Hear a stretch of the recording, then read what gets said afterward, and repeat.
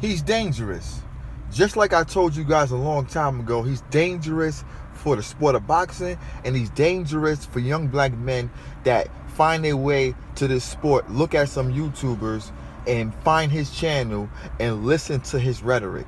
He's dangerous, and we're talking barbershop conversations. A friend of mine's, well, a subscriber sent, a video, a clip of some of the things that this cocksucker was talking, and I was just like, okay, let me hear what he's saying, man. This guy's dangerous, man.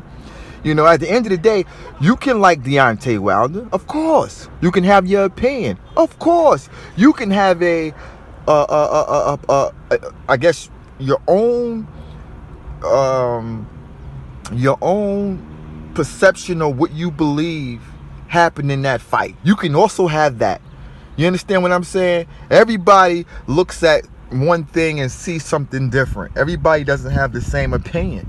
So I'm not mad about his opinion. I'm not mad that he's not giving Tyson Fury his credit. I don't even care. But what I do care about is how he's turning these young black men and these older black men that have been lost for a very long time to the hellfire.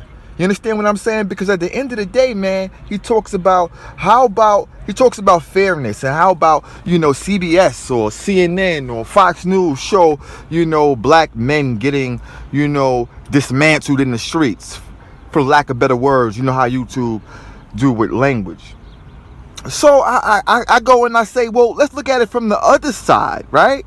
Because we all know, the what police have done historically to our community. We know what these laws are all about. We know what the presidency is all about. We know that. So I'm not going to go into it.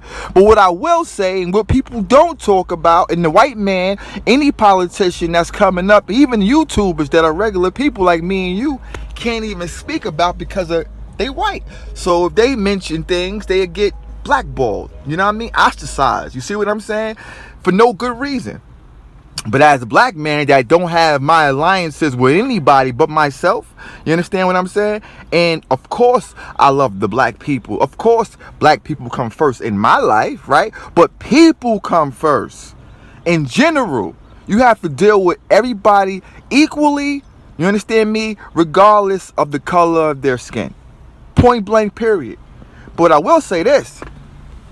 If you want to talk about CBS and CNN showing footages of things that are happening in the black community that are unfair, well, you need to talk about the things that the black community are doing to each other that is not fair. You need to show how many gang members there are in every goddamn state, in every goddamn hood, spilling over into the good part of that city, the suburban areas. You need to talk about all the kids that go to school and they're not there to learn. They're there to cause disruption. They're impeding on guys and kids, girls and boys that want to learn, actually want to sit there and learn how to do math and science and things of this nature. But we got gangbangers, young kids from the age of 12 to goddamn 17 in the school system running amok, beating up the teachers. Is that fair? Is that fair that the girls, I'm from New York, so the teachers, men and women that come from Long Island, right, suburban, come to the inner cities, Queens, Brooklyn, Manhattan, to work in those schools with those kids? I was one of those kids. So when I used the word those kids, I was one of those kids, putting hands and feet on teachers, disrupting the classroom, wailing out. But I understand. That's why I can sit here and say this, because I was that kid.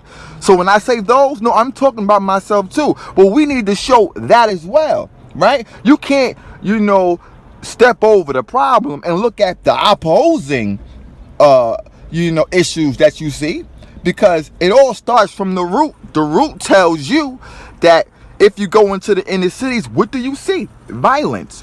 Oh, they say, well, why is the government redlining? Okay, redlining is a big deal.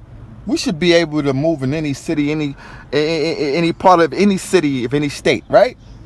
But you would say redlining has to do with a total different scenario on what I'm about to say, but I'm just squeezing this in there just to get my point across. Because I know, redlining is all about, getting loans, and, they're putting, you know, black folks that get loans in concentrated areas that are more likely to be poor in the ghetto.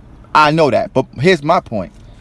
Now, when we talk about redlining, we talking about black people living among black people. What's wrong with that? You know what's wrong with that? Those black people that are getting loans don't want to live amongst black people. Let's talk about that. You know why? Because they know that when you live amongst a bunch of black people, you have crime and murders and disgusting habits. Pissing in the elevator, pissing on the street, throwing garbage on the grass, throwing garbage on the street, beating you up, robbing you, stealing, gangbanging, smoking weed all in the lobby, smoking weed on in front of the house, pulling the car up and on a driveway. We're talking facts here. Let's talk about that, right? So look, bro, you could be pro-black, but you can't be pro-black and not speak facts. You can't be pro-black and talk about you going to change the attitude and the mindset of the people when you're not giving both sides, when you're not holding your own kind and you know what I mean, accountable for their actions. You just can't do it. That's why it won't work. That's why Al Sharpton and Jesse Jackson would never be president at their time, right? When they were at their best, when they were at, you know, young and strong and viable, right? Vibrant. I mean, they wasn't able to because black people seen right through them, right? We knew that they was just, you know, race hustlers. We knew that. And Barack Obama transcend race, right? So that's why he never talked about race exclusively as president or as a politician. You understand me? Because it doesn't work. And to be fair, it shouldn't work because it's not right. You have to look at both sides of the stick. I drive, right, from different state to state. And that's a fact. It's documented on my goddamn channel. I'm in Kansas, St. Louis, Dallas, right? You know what I mean? Virginia, all these areas. I get pulled over. I get a little aggressive with the police because I know why they pulling me over. Because they see a black man with tinted windows with Florida plates on, driving in a state that don't allow tinted windows, or they see a guy with one plate on. Some states you need to have two plates, but they pull me over. They understand that every state have different laws and regulations, but I solely believe they pulling me over because I'm black. And when they pull me over, I ask what's the problem, because I don't speed, real talk, and I follow, you know, the driving code. I really do. I mean, I've never been pulled over and got a ticket for speeding. I've never been pulled over and got a ticket for not putting on my signal. That's real talk. That's literally on my record. You know what I mean? Now I've got tickets for parking in the wrong spot, and you know what I mean? Things of this nature. Going to the club, you got nowhere to park, you park right there. What's good? You know what I mean? But here's my point. I know what it feel like to get pulled over because of the color of my skin. I know that. And I get aggressive with the cop. Like, what you pulling me over for? Like, what's the deal? Like, you know what I mean? I know what racism feel like. You know what I mean? I know what it is. I don't live I didn't grow up in the four corners of my building complex. Never got outside to see what's really going on in the real world. I have. You know what I mean? I left my hood at age 15. Went to Buffalo, New York to go to school. You know what I mean? So, and I mean, but at the end of the day, my point is this, bro. You know what I'm saying? Look, so when you guys see and you hear me, guys that listen and understand, I'm not here to bash that barbershop dude when it comes down to him supporting black and loving black. I like that.